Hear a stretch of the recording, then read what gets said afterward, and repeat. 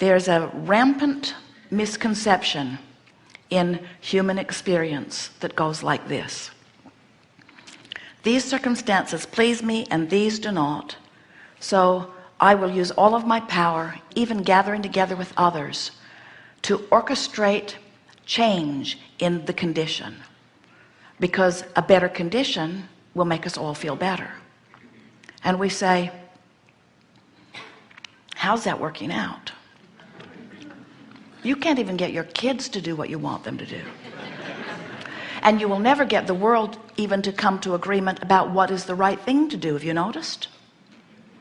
Imagine a universe where every point of consciousness is seen as valuable and expanding, and every point of consciousness gets to individually choose what they personally prefer, and source responding to every point of consciousness, so everyone getting what they want.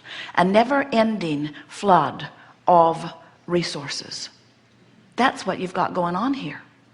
You do not need to compete with others for resources, because the resources expand exponentially in direct relationship to the asking that you offer. And any shortage that any of you or anyone that you know is living is not because the resources are limited, it's because you are crossways of the resources. When you beat the drum of lack, the abundance that you've been asking for cannot come to you. It defies law. You must beat the drum of what you want in order to be a vibrational match to what you want. And only when you are a vibrational match to what you want will what you want come to you. It's really a lovely thing. It's so nice to know that in this plethora of emotions, that there is always one emotion that you can always reach from wherever you are, and that is the emotion of relief. If you are in despair, you cannot find the emotion of appreciation.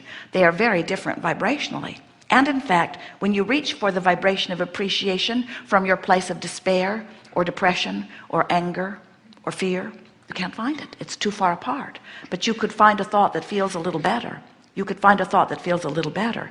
And when you understand that that's all you need to do, just lean downstream, so to speak. Just reach for the best feeling thought that you can find from where you are. Now that will really serve you, because in time, as you're reaching for something that feels better and reaching for something that feels better on topic after topic, before you know it, you've trained yourself into alignment with who you really are on topic after topic. And now you're letting flow to you whatever it is you've been asking for. Of course, so here you stand, exploring contrasts, knowing what you don't want, knowing what you do want. And at first, when you send off that rocket of desire, the source within you follows it, but you don't, because you're still defending or justifying why you want it. But when you begin to turn your attention to what you want and why you want it, and you begin to talk about why you want it rather than how you're going to get it, or when it's going to come, or where it's going to come from, as you begin to talk about what you want and why you want it, you turn in the direction of it, and you begin closing that gap. As you close the gap, circumstances, events begin to line up for you, and you begin to notice that all around you things are lighting up. There's this never-ending unfolding that is taking you right to where you want to be. We think it is such a lovely thing when you catch on that your emotions tell you everything, and that the better you feel, the more you are moving toward what you want, and the worse you feel, the more you are not. We also think it's a wonderful thing that you have manifestations that show you exactly where your vibration is. Do you understand that whatever it is you are living is a perfect vibrational match to what you've been thinking and feeling? Isn't that nice to know? Nothing that you're living just came out of the blue. Sometimes it comes out of the oblivious, but it never comes out of the blue. You're offering a vibration about it, or it could not happen. Let's say that there's a condition in your body and it's not pleasing, maybe even frightening to you. And we say, oh, all it is a manifestational indicator of vibration. If you don't like the manifestation, just change the vibration and the manifestation must shift. Very simple. We don't see you at your gas station, slumped there in the driver's seat, looking at the empty indicator, in total despair. You roll your window down and wait for the nice man to come, and you explain to him that you had hoped for so much more. Look at my indicator. I guess I'm pretty much finished. You don't do that, you just fill it up. You change the indicator. And we want you to understand that you can change the indicator, which means you can change any manifestation. It doesn't matter if you have 12 what they call deadly diseases. It's only an indicator of vibration, and vibration is only what you've been thinking. Change the thought, change the vibration, the indicator must change. It is law. But if you are like so many people who offer your vibration because of what you're looking at, do you see the problem you would have at the gas station? You're looking at the empty indicator, which means you're done. And we want you to understand that the indicators change so rapidly.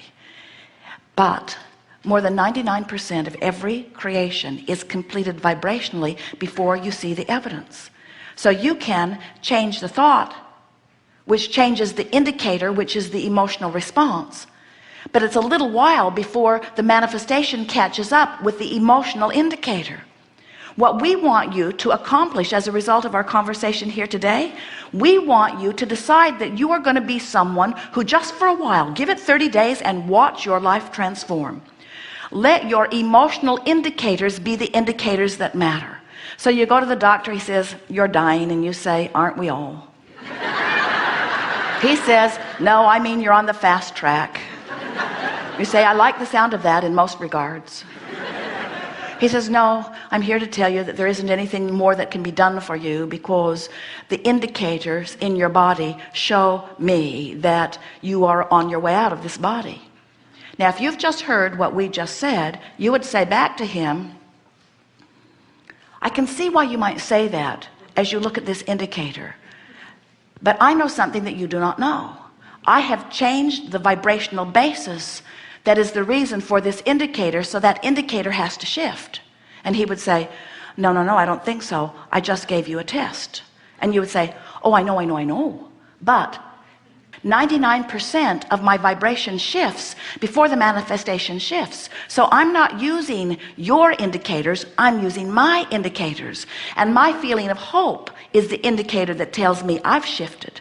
My indicator of positive expectation is the indicator that shows me that I've shifted. And I've come to know that when my vibration shifts, my indicator shifts. So keep watching, Doc, because you're going to see something different here once I get 99% of it completed vibrationally." Now, if he's wise, he'll say, "I've seen things like this before. There have been a handful of scantily documented cases where someone disagreed with my ruling and surprised me."